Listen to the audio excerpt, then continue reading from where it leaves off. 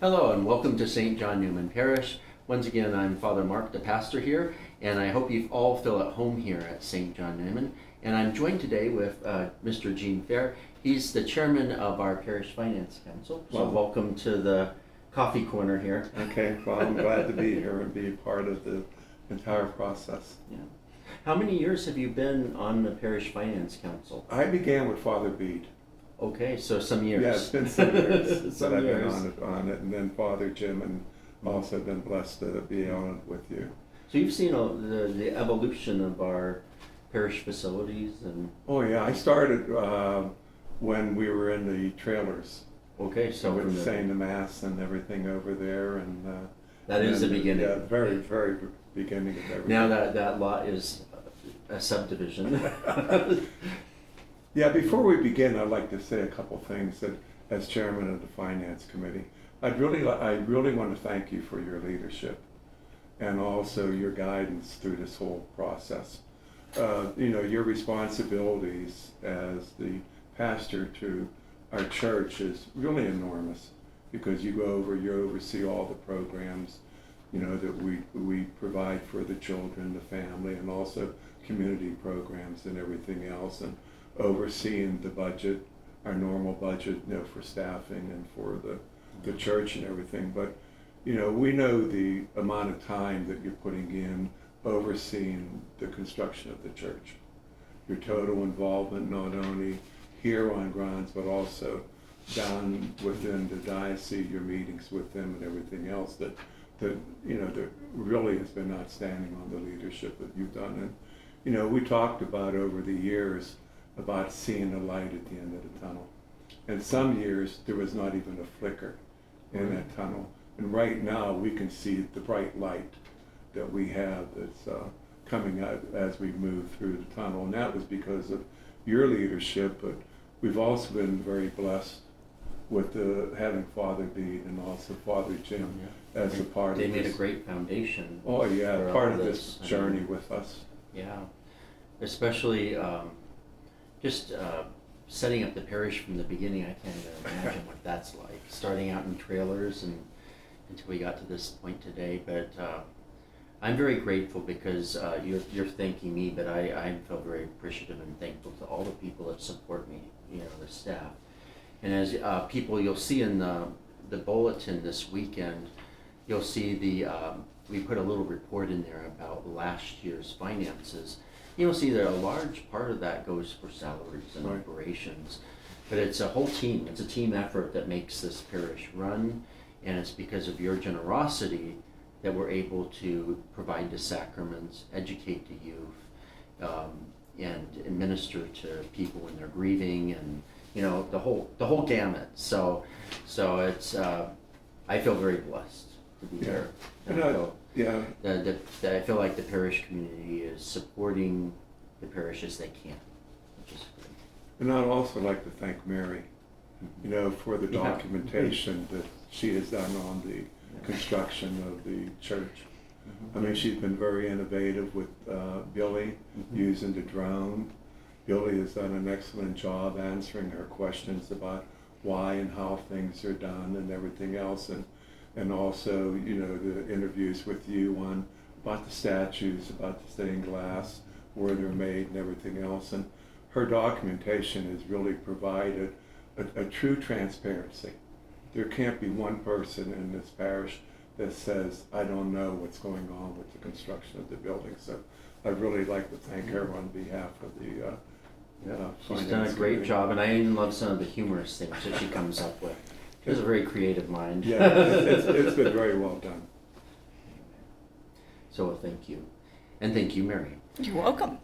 Well, as we, every year we want to give a report to the parish of how we did the previous year, and last year we did well. We did take some money out of a special account that was put aside to do capital improvements around the site for certain things that we knew needed to be fixed or whatever, but we had planned for that.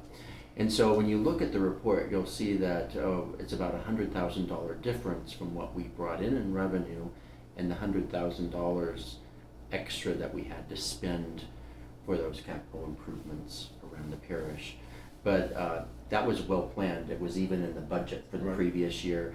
We took the money from it was excess money from the previous year, and we moved it over into the new year. So it was always intended for that.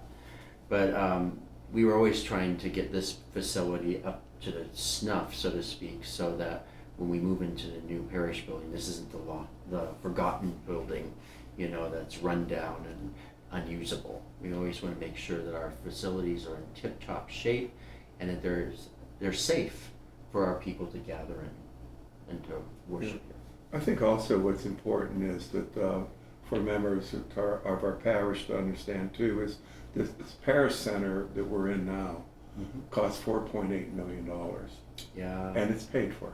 Yes, yeah. And then the land, generosity of the people here, yeah. Oh yeah, and then the land loan was $2.5 million. Correct. And we're down now to $116,000. Yeah, at the end of the month. Yeah, at the end of the month. And then the parking lot that's out there cost us $1 million, and that's paid for too. Yeah. And everything has a price tag, doesn't it? Oh, big time. Including our new church. You want to tell how much that is? 23.8 million we're up to now on the new church, and that's why I said that your leadership and doing what we have to, and all the building and everything else, and there's a light at the end of the tunnel, and I think everybody's excited about that. I hope they are, and I hope to have a big celebration here in the new year when we have the dedication in the new church. I know the Archdiocese is even excited. Oh yeah. To have a brand new church structure built, it doesn't happen all the time. No. And in some parts of the United States, they're actually closing parishes. So we're lucky in that we're thriving and we're growing, and we're always hopefully welcoming new people here to our St. John Newman community. Good, thank you. So, is there anything else about the finance report to the parish that's going to be in the bulletin that? No, I think that they've done a great job on how it's presented and what's going to go into the bulletin, and it's my favorite part is always the graphs. The graphs. I always like the graphs. But one thing I would like to point out is, I'm sorry I talked over you, but is that you'll see on the income side, we've always kind of gradually gone up every year, as well as the expenses have gone up. And so just as expenses have gone up in your own lives, in your own households, they have here at the parish too. And with the new church building, they're really going to go up for us. So if you are able to increase your offertory, if you've always given $5 in the collection, is it possible for you to think about giving some more, like $6 or $7?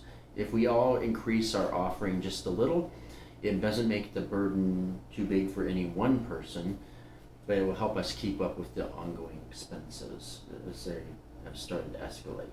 Very true. Like our liability insurance went up 20% this year. Different janitorial supplies have gone up. Of course, everybody knows from the power company that went up this year. Yeah. So if you can keep us in mind when you're budgeting, and if it's possible, I know some people are on very fixed budgets and every cent counts, but if you're able, it would be greatly appreciated, especially as we start thinking about the power bill on the new church. Right. Yeah. I just want to, again, like I said, thank you for your leadership and all this. It's been my privilege and honor to be here. When I was sent here to St. John Newman, and they told me, well, we want you to build a church in 2 years. Then we had COVID and everything, and of course I soon discovered that construction, especially as a unique project like a church, it doesn't ever happen in 2 years. Because we're now moving on, we're in the 5th year of all the conversations and the back work with the Archdiocese, with the architects and the construction company. And then, I always, they said, oh, we're going to be putting the roof on. I would be like, oh yeah, that'll be done in 2 days. No, it's been about a month for them to get the cladding on. So it's interesting to me. I've learned a lot, but I feel very blessed and honored to have been able to be part of this story here at St. John Newman. Okay, thank you. Well, thank you very much. This is the finance Pastor Coffee Corner moment is over, so now you get to enjoy the Mass. God bless you.